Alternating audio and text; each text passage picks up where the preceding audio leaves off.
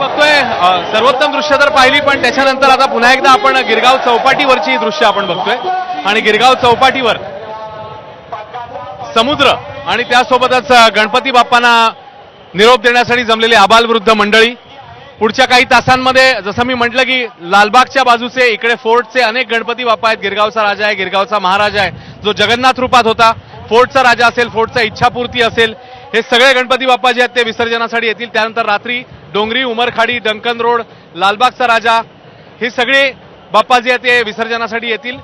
याच्याबद्दल आणखी अपडेट जाणून घेऊया. जाऊया पुण्याला, पुण्यामधल्या विसर्जनाबद्दल जाणून घेण्यासाठी थेट पुण्याला जाऊया.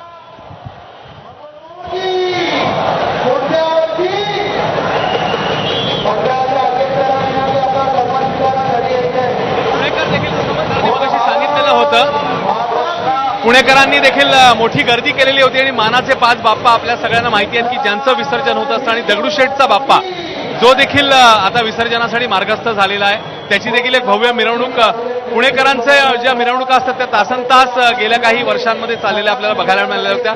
याही वर्षी काही मुद्दे होते, मात्र गणेश मंडळांची एक मीटिंग झाली आणि त्याच्यानंतर ते मुद्दे जे आहेत ते सॉल्व्ह करण्याचा प्रयत्न झालेला होता. सगळी गणेश मंडळ जी आहेत ती मार्गस्थ झालेली होती. पुण्यामध्ये देखील मोठ्या प्रमाणात गणेश भक्त जे आहेत ते उतरलेले आहेत आपल्या लाडक्या बाप्पाला विसर्जनाच्या मिरवणुकीसाठी.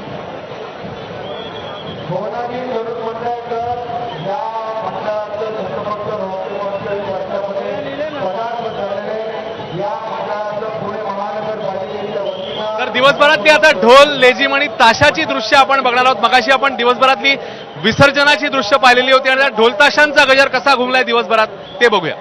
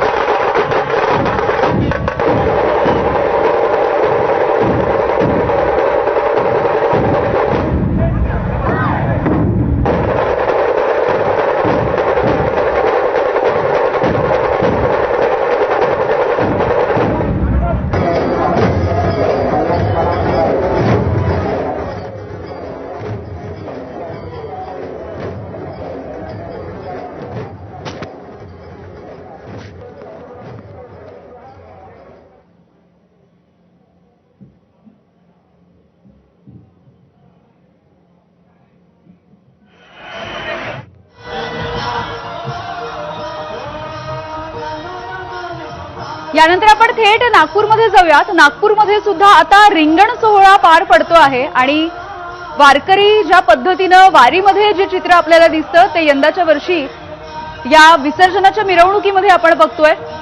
जे मानाचे अश्व आपण वारीमध्ये बघतो त्याच पद्धतीचे अश्व या रिंगणामध्ये आपण पाहतो आहोत.